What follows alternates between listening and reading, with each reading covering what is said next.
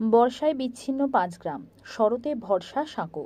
৩০ বছরের বেশি সময় ধরে পাকা সেতুর জন্য নিবেদন করেও না হওয়ায় হতাশ জলপাইগুড়ি নগর বেরুবাড়ির ডোকাইচাঁদ নদীর পাড়ের বাসিন্দারা। অভিযোগ, সাঁকো পার হতে গিয়ে প্রায় ঘটে এই দুর্ঘটনা।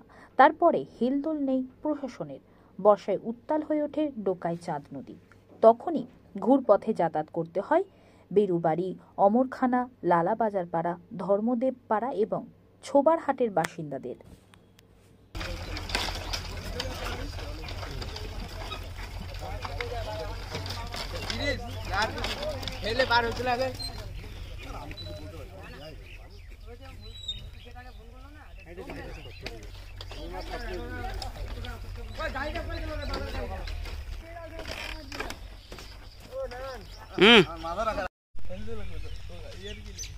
তিন চারজন করে মিলে এটাকে পার করতে লাগে বাইকটাকে।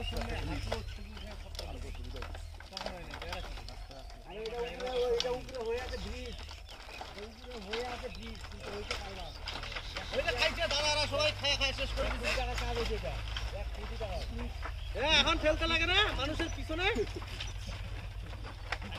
বদমাইশ লোকগুলা। আরে এইখান থেকে বাইকটা নিয়ে যাও না ঠেলে ঠেলে, তাহলে না বুঝতে পারবে।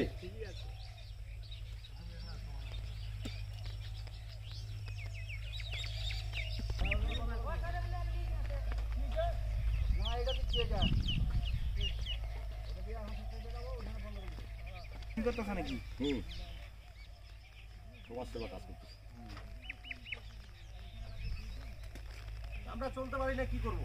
আমাদের তো সরকার তো দেখবে না। একটা বয়স্ক লোক তো বসার সময় পড়ে গেছে, পরে আমরা 4-5 জন বয়স্ক লোক, এখানে একটা লোক পড়ে গেছে।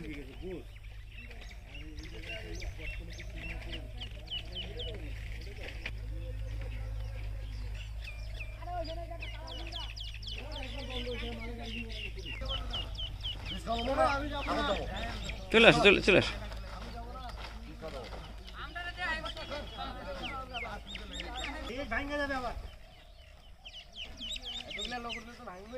আমার নাম কামিনী কুমার রায়। কি হয়েছে বলেন তো? ব্রিজ কি, এখানে আমার জন্মের পর থেকে আমি কোনোদিন ব্রিজ দেখিনি। তবে যদিও একটা দিল, ওই এটা কি হিম পাইপ বসানো হয়েছে, ওটা দিয়ে কোনো কাজ হয় নাই। ও প্রতি বছরে ভাঙিয়ে ওই এরিয়াটা অনেক বড় হয়ে গেছে সম্পত্তি। আচ্ছা। আর এখানে অঞ্চল থেকে বাসের সাঁকো দিয়ে আমরা চালাই, কিন্তু এই বাসের সাঁকোতে চলাচল করতে গিয়ে আমার একটা নিজের ভাই কিন্তু অ্যাক্সিডেন্ট হলো। আচ্ছা। অ্যাক্সিডেন্ট হয়ে সেই ভয়াবহ কাণ্ড আমি শিলিগুড়িতে নিয়ে 3 লাখ টাকা দিয়ে তাকে ভালো করে নিয়ে আসলাম। ব্রিজের থেকে পড়ে গেছিল। মানে বাসের সাঁকোর থেকে পড়ে গেছে? হ্যাঁ, বাসের সাঁকোর থেকে। আচ্ছা। আর এখানে কি আছে? ওই ব্রিজ পার হয়ে আপনার কিসের জন্য অসুবিধা হচ্ছে? কি প্রয়োজন?